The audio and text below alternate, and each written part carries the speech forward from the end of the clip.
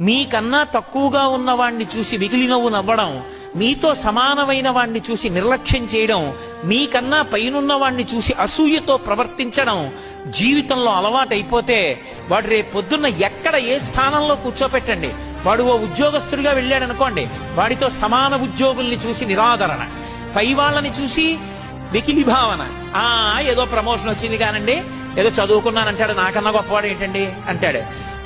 తనకన్నా కిందవాణ్ణి చూస్తే అహంకారం, నిర్లక్ష్యంతో ప్రవర్తిస్తాడు. తనకన్నా కిందవాళ్లు తనని చూసి సంతోషించరు, సమానులు సంతోషించరు, పైవాళ్లు సంతోషించరు, తన అహంకారానికి తానొక్కడే సంతోషిస్తుంటాడు. అటువంటి వాడికి ఆపదొస్తే కాపాడేవాడు ఎవ్వడూ ఉండడు.